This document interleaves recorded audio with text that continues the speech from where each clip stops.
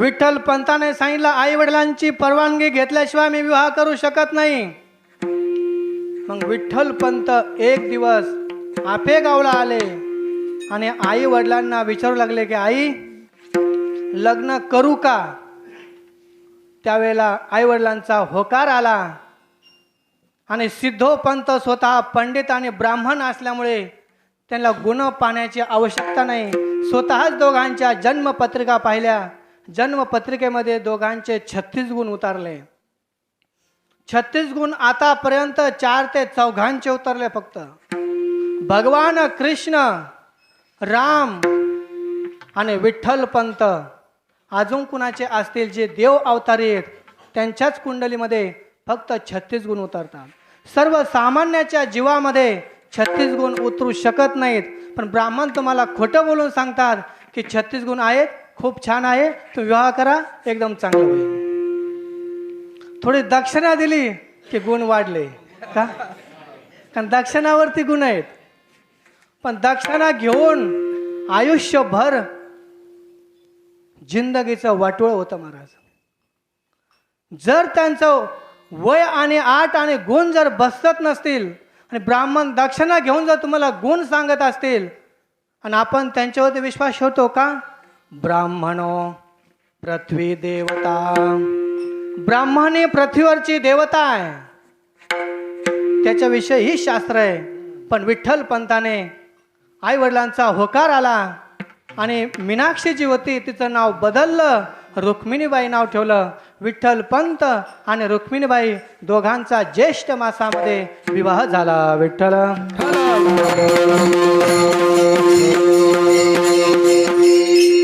विवाह कोणत्या महिन्यामध्ये करावा त्याला हे शास्त्र आहे. आजकाल कधीही विवाह करतेत म्हणून ते विवाह शेवटपर्यंत टिकत नाहीत. ज्येष्ठ मासामध्ये केला विवाह तो शेवटपर्यंत टिकतो. आणि बायकोला वाटत असेल माझा नवरा अखंड सौभाग्यवती राहावा तर तिने कपाळाला कुंकू लावावा. पण आजकाल बाया कुंकूच लावत नाहीत, टिकली लावतात. टिकली टिकली नाही तर हुकली. जर आपला पती आयुष्यभर जिवंत राहावा असं वाटत असेल तर कुंकू लावावं. कुंकू कुंकू हे पतीचं प्रतीक आहे, आयुष्याचं प्रतीक आहे. पहिल्या जमान्यामध्ये जर आपण पाहिलं तर पहिले म्हातारे माणसं कपाळ भरून कुंकू लावत होते. आता लावलं तर लाज वाटते, समाजामध्ये फिरायचंय पण ते सुद्धा लावत नाहीत. आणि त्याच्यामुळे जीवनामध्ये अधोगतीपणा येतो. विठ्ठल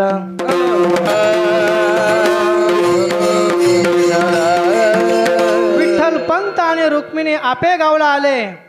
आपेगावला आल्यानंतर दोघांचा संसार सुखाने चालला. परंतु थोड्या दिवसानंतर आईवडिलांचं छत्र हरवून गेलं. संसाराचा भार विठ्ठल पंतावर आणि रुक्मिणी मातेवरती पडला. जसं तुकोबरायाच्या जीवनामध्ये सुद्धा हेच घडलं की ज्या वेळेला तुकोबराय 17-18 वर्षाचे असताना आई वडिलांचं छत्र हरवून गेलं आणि स्वतः संसाराचा भार तुकोबरायावरती पडला. पण तुकोबराय संसार करण्याकरता आले नव्हते.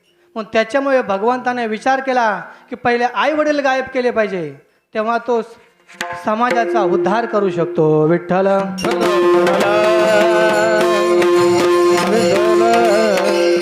आई वडिलांचं छत्र हरवून गेलं, संसारामध्ये दानादिन झाली आणि सिद्धोपंतांना कळालं की आपले जावाई, आपल्या जावयांचे वडील निघून गेलेत. पण सिद्धोपंताने पत्र लिहिलं आणि पत्र लिहिल्यानंतर ते पत्र आपेगावला आलं. विठ्ठल पंताने ते पत्र वाचलं. त्या पत्रामध्ये असं होतं की तुमचा संसार सुखाने होत नसेल तर तुम्ही अलंकापुराला या. 2-3 मुलं झाल्यानंतर परत तुम्ही आपेगावला जा. मग विठ्ठल पंत आणि रुक्मिणी अलंकापुराला आले आणि आल्यानंतर सिद्धोपंत आपल्या सासऱ्यांपाशी राहिले. सिद्धोपंतांच्या मनामध्ये आनंद झाला का जावाई विद्वान, शास्त्री, पंडित आणि आचार्य मिळाला. विठ्ठल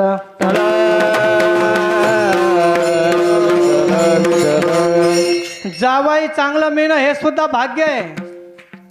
आज जर आपण समाजामध्ये पाहिलं जावाई कसा असतो, आणि सासरा सुद्धा कसा असतो आपण समाजामध्ये पाहतो. सासऱ्याच्या दृष्टीने जावई हा त्याचा मुलगा मानला जातो. त्याने सुद्धा आपले हद्द पार करून सासऱ्याचा अवमान करू नये, त्याला सुद्धा शास्त्र आहे. सिद्धोपंतांच्या घरी विठ्ठल पंत आणि रुक्मिणी माता आल्या, पण विठ्ठल पंताच्या मनामध्ये वैराग्य होतं. 2-3 महिने झाल्यानंतर त्यांनी विठ्ठल पंताने आपल्या पत्नीकडे हट्ट धरला की मला संन्यास घ्यायचा आहे. रुक्मिणी माता म्हणायच्या, का संन्यास घ्यायचा? आपल्याला संतती होत नाही. जर संतती नाही झाली तर समाजामध्ये लोक नाव ठेवतील. 2-2.5 वर्षाचा कालावधी निघून गेला, पण पोटी संतती नाही. विठ्ठल पंताचं मन विरक्त होतं. संन्यास मार्गावरती ते जाण्याचा निर्णय घेत होते, परंतु पत्नीचा होकार आल्याशिवाय पतीने संन्यास घेऊ नये हे सुद्धा शास्त्र आहे. मनमानी जर आपण कारभार केला तर तो केलेला जो कारभार असतो तो शेवटपर्यंत टिकत नाही. आणि तो आपल्या पत्नीला विचारू लागले, अगं मला संन्यास घ्यायचा आहे. 2-4 वेळच झालं. रुक्मिणी मातेनं आपल्या वडिलाला सांगितलं, बाबा तुमचे जावई म्हणते संन्यास घ्यायचा, त्यांना थोडं समजून सांगा. मग त्यावेळेला सिद्धोपंत सांगतात, संतती वाचोने न घ्यावा संन्यास. संतती होत नसेल तर तुम्ही संन्यास घेऊ नका. देवाला सांकडं टाका, सिद्धेश्वराला नवस करा, पण जावई बापू तुम्ही संन्यास घेऊ नका. बराच वेळ झाला, बरेच दिवस असे लोटले गेले. विठ्ठल पंत परत आपल्या पत्नीला विचारू लागले. पत्नीला राग आला आणि पत्नीला तुम्हाला काय करायचं ते करा, जा, एवढा शब्द पाळला. आणि विठ्ठल पंताने आपला गृहस्थ आश्रम सोडून संन्यास मार्गामध्ये परिवर्तन झाले. विठ्ठल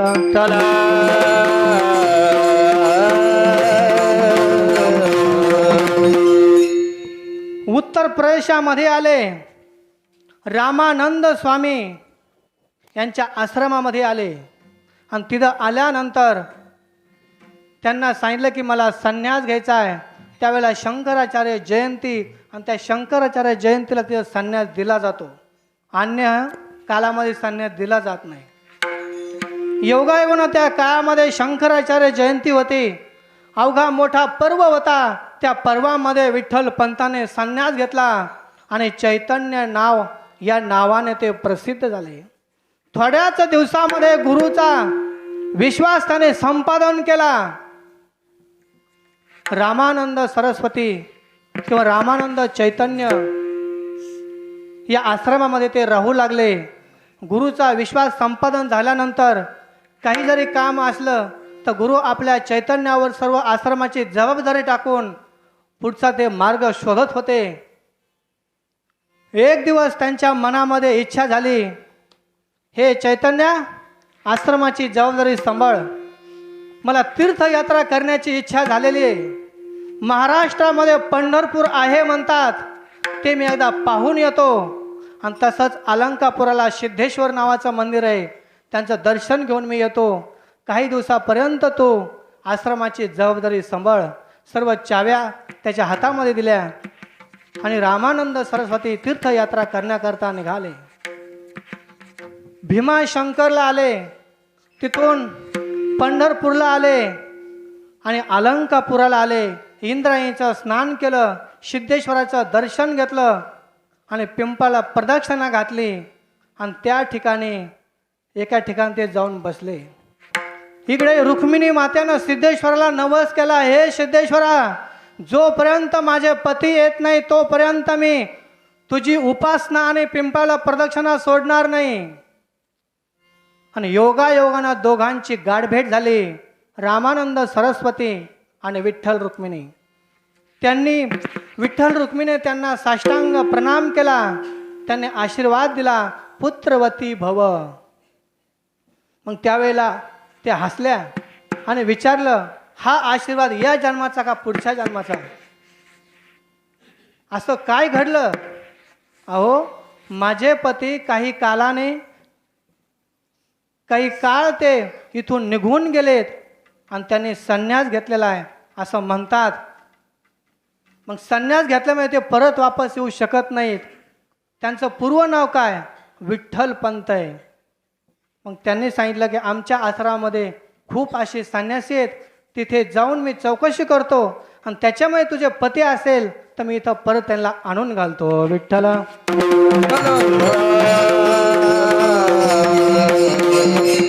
रामानंद सरस्वती उत्तर प्रदेशामध्ये आले आणि सर्व संन्याशांना एका जागेवरती बोलवलं आणि सांगितलं की विठ्ठल नाव कुणाचं आहे?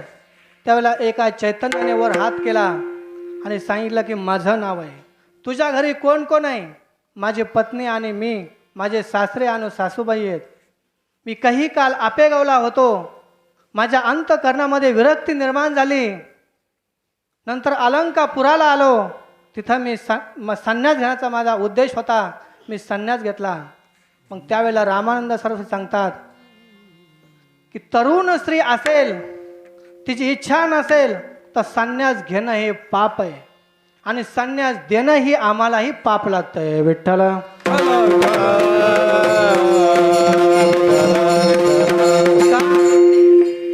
संन्यासाचं लक्षण शास्त्रामध्ये आलेलं आहे. शिखासूत्र परित्यागी वेदांत नैव चिंतयेत वर्तमानस्य संन्यासी नरके पतती एव. शिखासूत्र, शिखा म्हणजे शेंडी, सूत्र म्हणजे उपनयन संस्कार केलेला धागा असतो, त्याचा त्याग केला असतो आणि जिवंतपणे आईवडिलांचं पिंडदान केलं असतं. 16 पिंडदान त्यांच्याकडून करून घेतलेले असतात. अर्थात आईवडील जिवंत असूनही ते मेल्यासारखे असतात. हा संन्यासाचा नियम आहे. आणि परत संन्यासाने जर आपल्या जीवनामध्ये वेदांत चिंतन नाही केलं, एवढे कर्म करूनही शेवटी त्याला आणि संन्यास देणाऱ्याला दोघालाही नरकात जावं लागतं.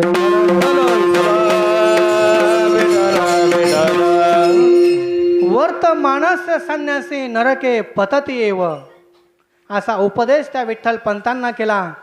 नंतर सांगितलं, रामानंद स्वामी सांगतात की माझी आज्ञा आहे. जरी शास्त्र सांगत असेल तरी मी तुला आज्ञा करतो, तुझ्या पोटी 4 मूर्तिमंत अवतार जन्माला येणार आहेत आणि ते जगाचा उद्धार करणार आहेत. म्हणून मी तुला आज्ञा करतो, हिचं तू आता ग्रहण कर. मग रामानंद स्वामी स्वतः विठ्ठल पंतांना अलंकापुराला घेऊन येतात आणि दोघांची गाठभेट करून देतात. विठ्ठल.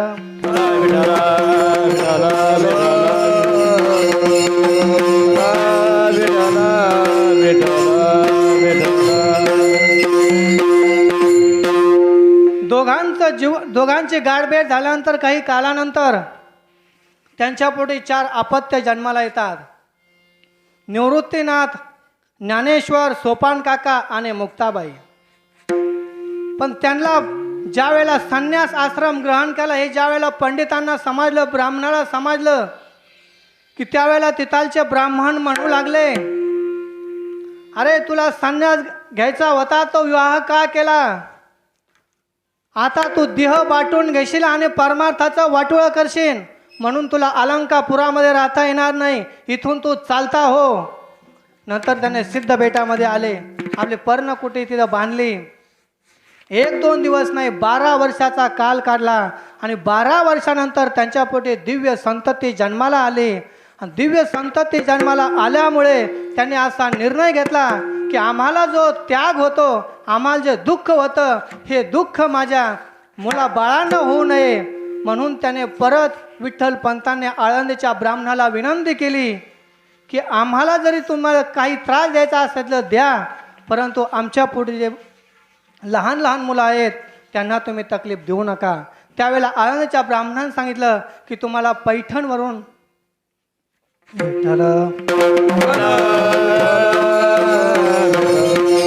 शुद्धीपत्र आणावं लागन. परत ते पैठणला दर मुक्काम करत आले. पैठण हे विठ्ठल पंतांचं मामास्थळ होतं. कृष्णाजी पंत हे त्यांचे मामा होते, आईचं माहेर होतं. त्यांच्याकडे आले, त्यांना विनवणी केली की आम्हाला शुद्धीपत्र पाहिजे. म्हणून त्यांचा वशिला होता. त्या ठिकाणी बापदेव नावाचे महान पंडित होते, सर्व वेदशास्त्र संपन्न. त्यांचा सही शिक्का पडल्याशिवाय कोणत्याही ब्राह्मणाला कोणतं कार्य करता येत नव्हतं.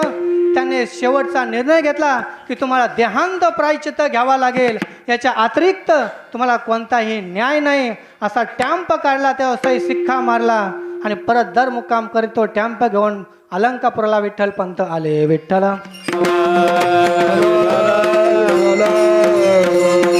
आणि आल्यानंतर रात्रीचा प्रसंग होता. लहान लहान मुलांना जेव घालून रुक्मिणी माता दारामध्ये बसल्या आणि भगवंताचं चिंतन करत. 10 ते 11 वाजता विठ्ठल पंत आले. आल्यानंतर अगोदर हातपाय धुवायला पाणी दिलं. नंतर हातपाय धुल्यानंतर आतमध्ये आल्यानंतर पाण्याचा तांब भरून दिला. याच्या मागे सुद्धा शास्त्र आहे, सांगून वेळ घ्यायचा नाही. नंतर दोघांनी एकांतात विचार केला की आपल्याला नेमकं ब्राह्मणाने कोणता न्याय दिला. दोघांचा विचार चालला की आपल्याला देहांत प्रायश्चित्त दिलं आहे. देहांत प्रायश्चित्त घेतल्याशिवाय आपल्या मुलाबाळांना त्यांची मुंजी करू शकत नाहीत, उपनयन संस्कार ते करू शकत नाहीत. मग विठ्ठल पंत म्हणतात, ऐक, रात्रीचा प्रसंग आहे की मी देहांत प्रायश्चित्त घेतो, पण तू मुलाबाळाचा सांभाळ करण्याकरता तू पाठीमागं राहा. रुक्मिणी माता म्हणते, नाही, मी देहांत प्रायश्चित्त घेते, तुम्ही शूरवीर विद्वान आहात, तुम्ही पाठीमागे राहा. असे करता करता रात्रीचे 12 वाजले आणि दोघांतून एकच निर्णय झाला की आपण दोघेही देहांत प्रायश्चित्त घेऊ. विठ्ठल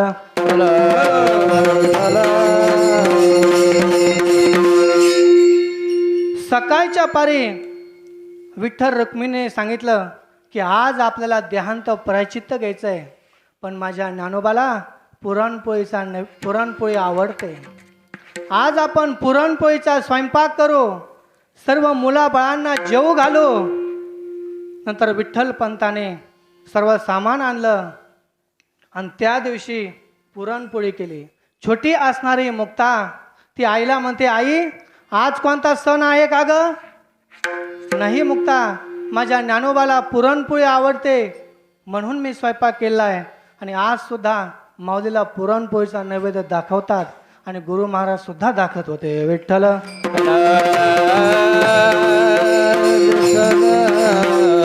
दुपारी 12-1ला स्वयंपाक तयार झाला. विठ्ठल पंत, निवृत्तीनाथ माऊली, सोपान काका जेवायला बसले आणि रुक्मिणी माता त्यांना पुरणपोळीचा स्वयंपाक वाटतात. माऊली म्हणतात, आई, आज स्वयंपाक तू छान केला, मला खूप पुरणपोळीचा स्वयंपाक आवडतो. त्यावेळेला आईच्या डोळ्यातून टपटप अश्रूच्या धारा वाहिल्या.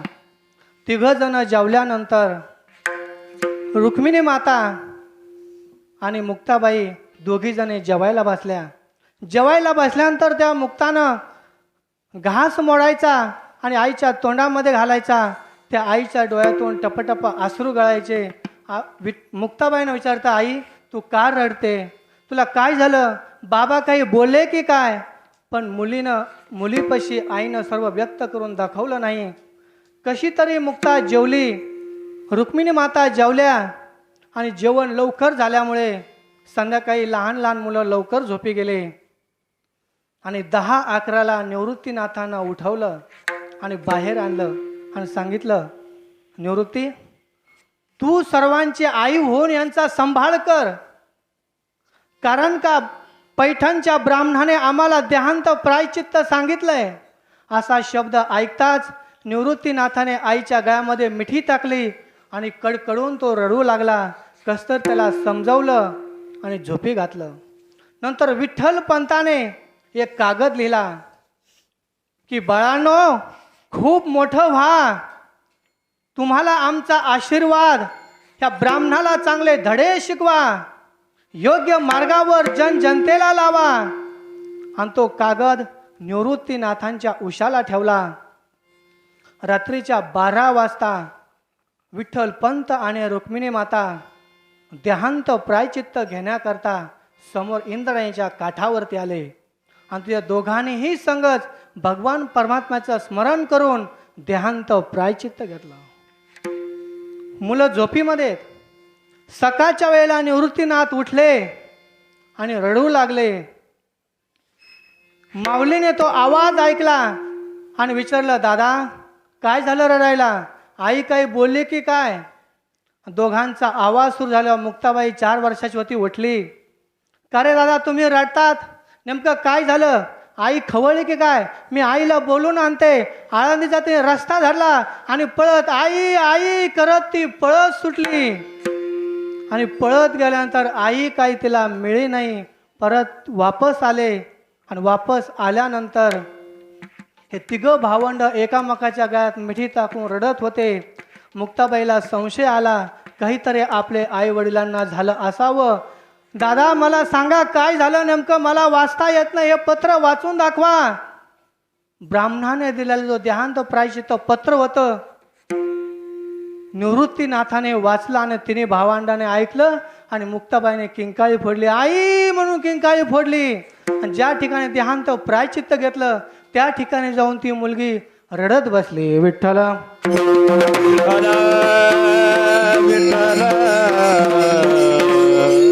म्हणून माणसाच्या जीवनामध्ये एक तरी मुलगी असावी. मुलीचं आईवर किती प्रेम असतं, हे प्रेम हे सांगण्यासारखं नसतं, ते अनुभवण्याकरता असतं. काही काळ असा लोटला गेला. नंतर 4 भावंड आकाशाच्या सावलीखाडे खाली वाढवू लागले. काळ होत चाललेला आहे, दिवसांदिवस पलटत चाललेले आहेत. एक दिवस मुक्ता लहाण्याची मोठी झाली आणि तिला अनुभव होता की माझ्या ज्ञानदादाला पुरणपोळी आवडते. पण दिवाळीचा सण आला आणि त्या सणाला ती म्हणली, दादा आज मी तुला मांडे करून दाखवते. मी काय करते, सकाळी जाते आळंदीमध्ये आणि कुंभारीन मावशीकडून मी खापर आणते. ज्या वेळेला ती सकाळची वेळ होती, मुक्ताबाई पळत आळंदी वेशीपर्यंत आली आणि कुंभारीन मावशी सडा ताकीत होती. आणि कुंभारीन मावशी, माझ्या ज्ञानदादाला मांडे आवडतात, मला एक खापर द्या. हे आवाज वेशोबा खेचराने ऐकला. तो धाड धाड धाड खाली पळत आला. संन्यासाचे कार्टे पाठीत लाद घातली. मुक्ता लोटत लोटत खाली आली. अंगाला लागलं, खरचटलं आणि खरचटल्यानंतर मुक्ता रडत रडत परत माऊलींपाशी आली. आणि आल्यानंतर माऊलीने विचारलं, काय झालं? दादा मी तुझ्या करताच मांडे भाजण्याकरता खापर आणण्याकरता गेले. मग त्यावेळेला माऊलीने सांगितलं, तू मांडे कर, माझ्या पाठीवरती भाजव. विठ्ठल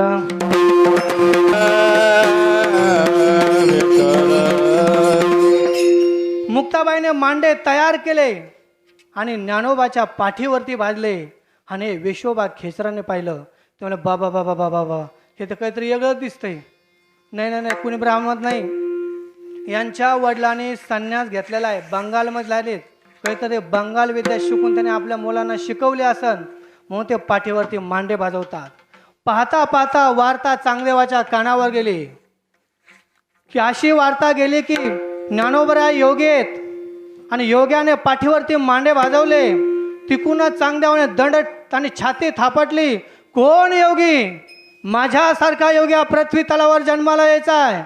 त्यांची गाठ भेट घेण्याकरता मी आत्ता निघतो. सर्व शिष्यांसंग ते निघालेत. पण मग निघताना त्यांना विचार आला की ते आपल्यापेक्षा लहान आहेत, म्हणून त्याला पत्र लिहावं, आशीर्वाद घ्यावा, तर लहान आहेत. म्हणून त्यांनी कोरा कागद पाठवला शिष्यांकडे. आणि तो कोरा कागद निवृत्तीनाथ, ज्ञानोबा, सोपान काका आणि मुक्ताबाईच्या हातात पडला. मुक्ताबाई म्हणते, 1400 वर्ष जगला चांग्या, पण अजून कोराच राहिला. त्याच्यावर 65 वव्या लिहून दिल्या. आणि वव्या चांगदेवाने वाचल्याबरोबर त्याच्या अंतःकरणामध्ये आत्मज्ञानाची ज्योत प्रगट झाली. लगेच त्याने वाघाचं वाहन घेतलं आणि आकाश मार्गाने साप घेऊन तो आलेला आहे. पण 4 भावंड आपल्या भिंतीवरती थंडीच्या दिवसामध्ये ऊन शकत बसले होते. त्यांनी पाहिल्याबरोबर वाघ आणि साप सोडून दिला. आले लोटांगणे चांग देव, आले लोटांगणे चांग देव, चांग देव, आले लोटांगणे उपजतानी हेवन मजानी, उपजतानी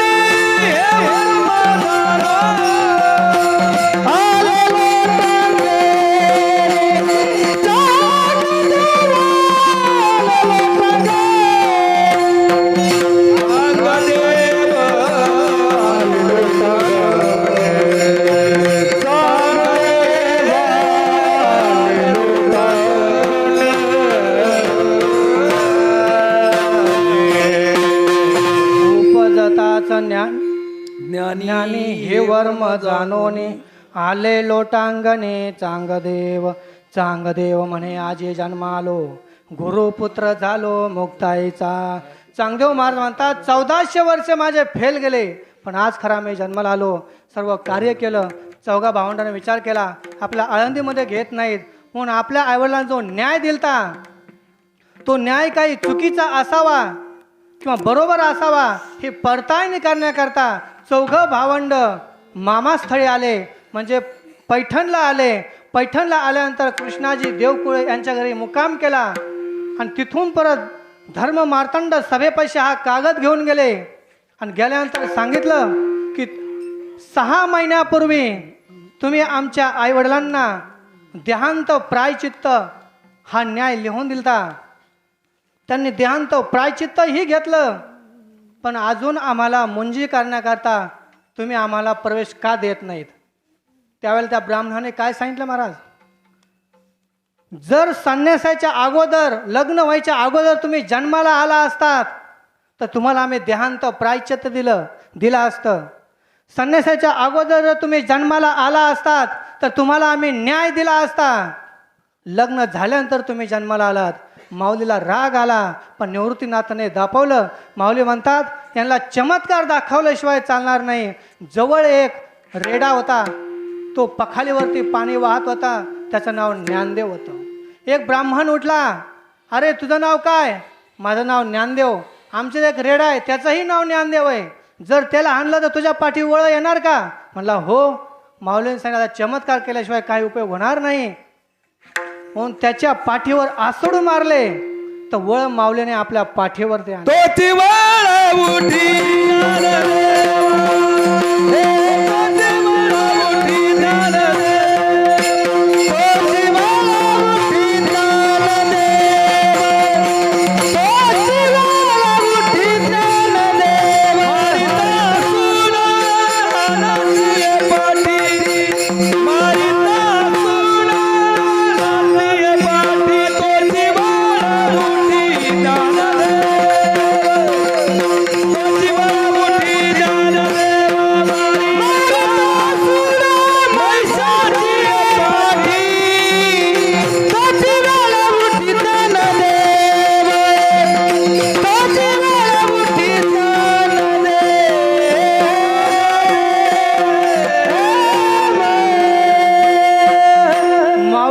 चमत्कार दाखवला.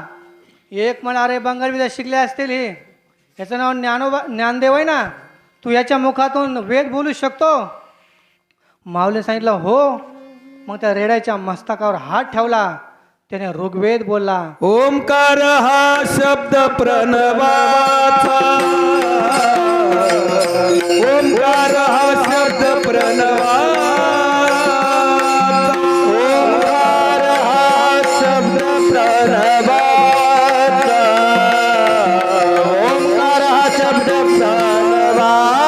ज्ञानदेव म्हणे बोले रे ऋग्वेद, ज्ञानदेव म्हणे बोले रे ऋग्वेद,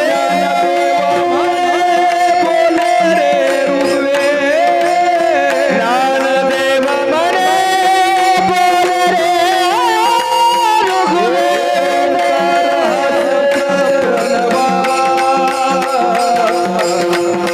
हा शब्द प्रणवाचा, ओंकार हा शब्द प्रणवाचा, ओंकार हा शब्द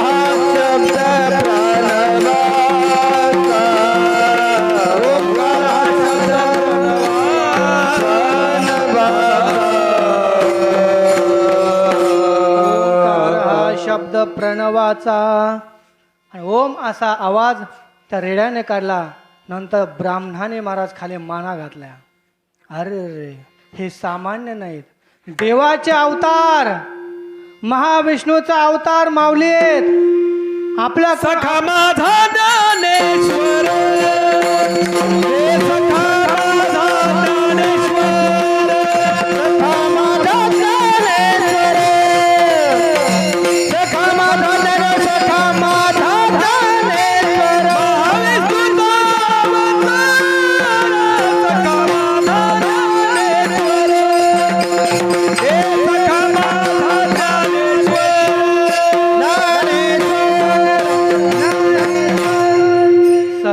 माझा ज्ञानेश्वर. हे माऊली सामान्य नाहीत. ब्राह्मणाने काही खाली गुडघ्यात बसवून माना खाली घातल्या आणि मातेव करायला सुरुवात केली. आमच्याकडून खूप अन्याय झाला माऊली. तुम्हाला शुद्धी पत्राची आवश्यकता नाही. आम्हाला माफ करा. संतांचं अंतकरण महाराज द्रवीभूत होत असतं. लोण्यासारखं अंतकरण असतं. एवढे अपराध समाजाने दिले पण माऊलीने त्यांना माफ केले. मग त्या ठिकाणी पैठणला माऊली 6 महिने राहिले. वेदांत पाठ, ब्राह्मणाला वेदाचे धडे शिकवले. रात्रीच्याला हरी कीर्तन, अख्खं पैठण भक्तिमय वातावरण करून सोडलं. आणि शेवटच्या महिन्यामध्ये निवृत्तींना सांगतात माऊली आज आपल्याला निरोप घ्यायचा आहे. आपण 6 महिने झाले इथं राहतो. मग माऊलीने आजच्या प्रवचनामध्ये सांगितलं की ठीक उद्या आम्ही 12 वाजता इथून निघणार. नंतर पुरणपोळीचा स्वयंपाक केला. 4 भावंडाला जेव घातलं. बैलगाडी जुंपवली आणि अख्खं पैठण त्यांना वाटे लावण्याकरता हजर झालं.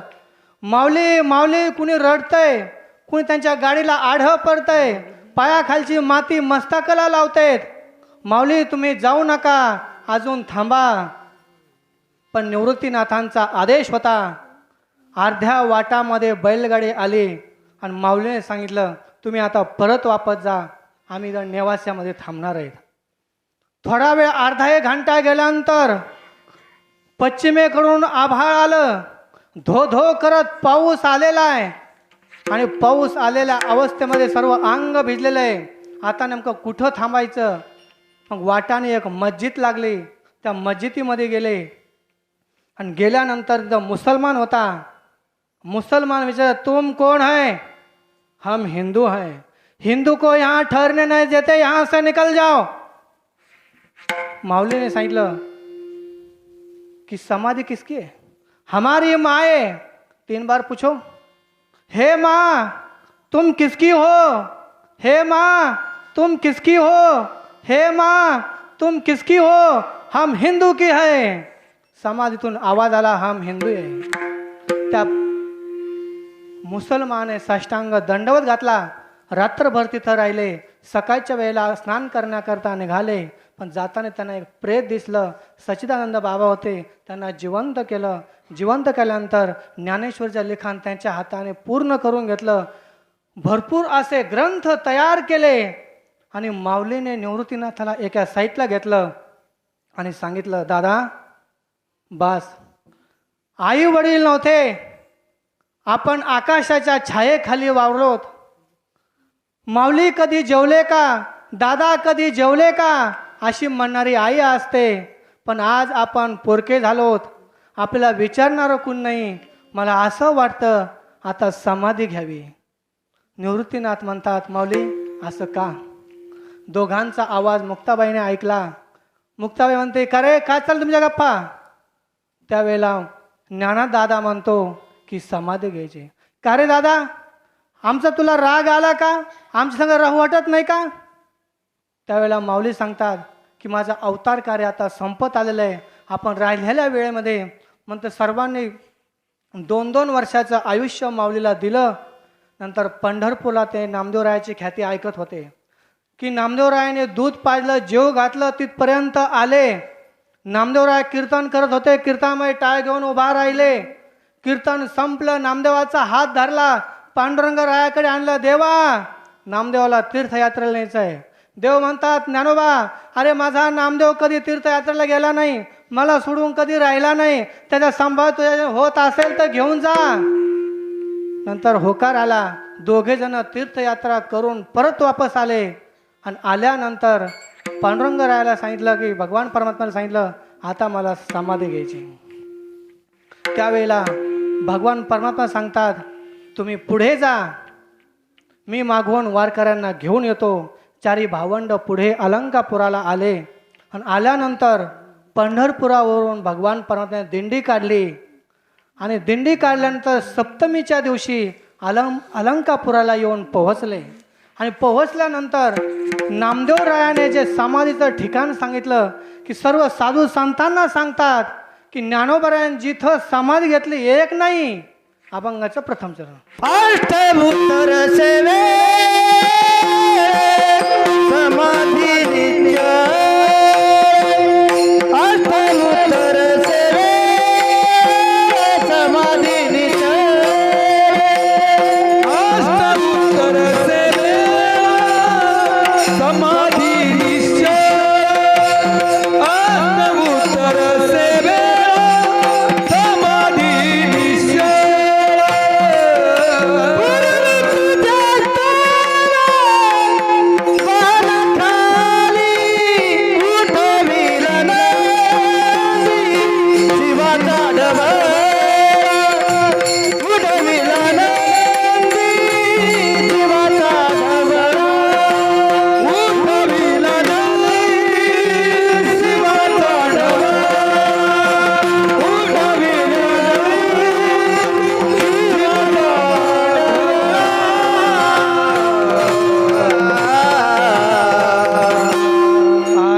तरसे वेळ समाधी निश्चळ पूर्वी तुझे स्थळ वाहनाखाली.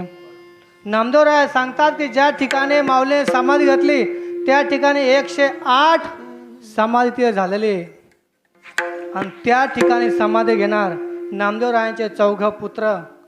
त्याने समाधी जागा साफ केली, शिळा बाजूला काढली, ढवळ्या नंदीच्या खाली शिरून ती जागा साफसफाई केली आणि साफसफाई केल्यानंतर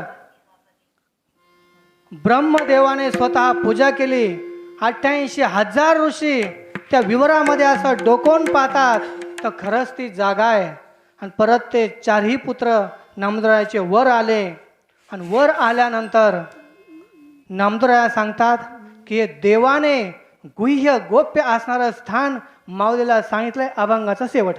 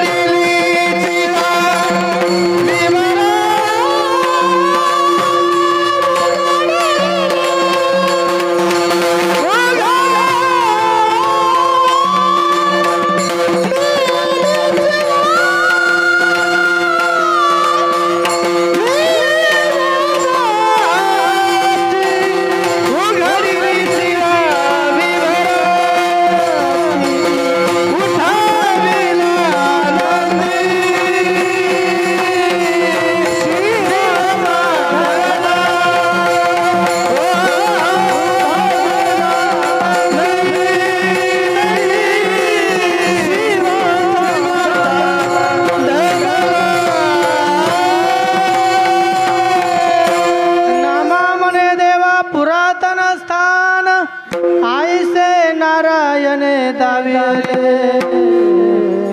भगवान परमात्म्याने असं जुनं असणारं स्थान त्या समाधीचं दाखवलं आणि शेवटी ज्ञानोबरायाची षोडशोपचाराने पूजा झाली. निवृत्तीनाथ आणि भगवान परमात्मा दोघांनी 2 हात ज्ञानोबरायाचे धरले आणि ज्ञानोबराया समाधीच्या स्थळाकडे जाऊ लागले. देवनिवृत्तीयाने धरले दोन्ही कर. देवनिवृत्तीयाने धरिले दोन्ही कर. धरले दोन्ही कर. देवनिवृत्तीयाने धरिले दोन्ही कर. ज्ञानेश्वर बैसावया. जातो ज्ञानेश्वर बैसावया. जातो ज्ञानेश्वर बैसावया. नदीची आमाच्या घातले माधवन. नदीची आमाचा घातले माझवन. तैसे जनवन कालवले. तैसे जनवन कालवले. काही दिशा धुंद उदयाचा विना. काही दिशा धुंद उदयस्थानी विना. गगन कालवले. तैसे जे गगन कालवले. तैसे जी गगन कालवले. ज्ञानेश्वर बैसले आसनावर. गावन ज्ञानेश्वर बैसले आसनी. ज्ञानेश्वर बैसले आसनावर. गावन ज्ञानेश्वर बैसले पुढे आसनी. ज्ञानेश्वरी ठेवी येली. पुढे ज्ञानेश्वरी ठेवी येली. पुढे ज्ञानेश्वरी ठेवी येली. ज्ञानदेव मने सुखी केले देवा. ज्ञानदेव मने सुखी केले देवा. ज्ञानदेव मने सुखी केले देवा. ज्ञानदेव मने सुखी केले देवा. पद्मी ठेवा निरंतर. पादपद्मी ठेवा निरंतर. पादम पद्मी ठेवा निरंतर. तीन वेळा तेव्हा जोडी येले कर. तीन वेळा जेव्हा जोडिले कर. तीन वेळा तेव्हा जोडी येले कर. तीन वेळा तेव्हा जोडिले कर कमळ. डोळे ज्ञान जाकियेले डोळे ज्ञान देवे. जाकियेले डोळे ज्ञान देवे. भीमा मुद्रा डोळा निरंजन मैदान. हिमालय डोळा निरंजन मैदान. मुद्रा डोळा निरंजन मैदान. हिममुद्र डोळा निरंजन झाले मैदान. ब्रह्मपूर्ण ज्ञानदेव. झाले ब्रह्मपूर्ण ज्ञानदेव. झाले ब्रह्मपूर्ण ज्ञानदेव. नदीची आमाच्या घातले माधवन. नदीची आमाचा वाचले माझवन. नदीची आमाच्या घातले माधवन. नदीची आमाचा घातले माझवन. तैसे जनवन कालवले. तैसे जनवन कालवले. तैसे जनवन कालवले. नाम म्हणे आता लोपला दिन कर.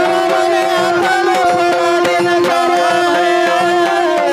दिन कर. म्हणे आता लोपला दिन कर. ज्ञानेश्वर समाधी. जातो ज्ञानेश्वर समाधीत. जातो ज्ञानेश्वर समाधीत. नदीची आमाच्या घातले माधवन. नदीची आमाचा घातले माझवन. आमाच्या घातले माधवन. नदीची आमाचा घातले माझवन.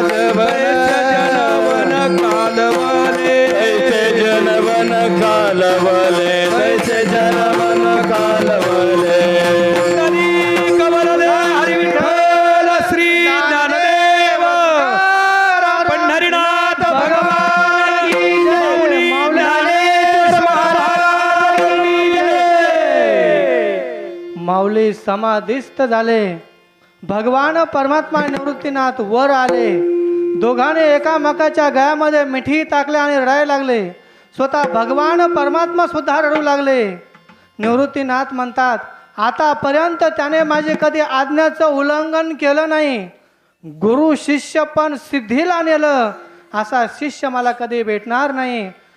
सर्व संतजन रडू लागलेत. माऊली माऊली करून सर्व जन समुदाय अलंकापुरामध्ये आज रडतोय. विठ्ठल विठ्ठल विठ्ठल. नामा म्हणे आता लोपला दिनकर. बाप समाधिस्थ बाप ज्ञानेश्वर समाधिस्थ विठोबार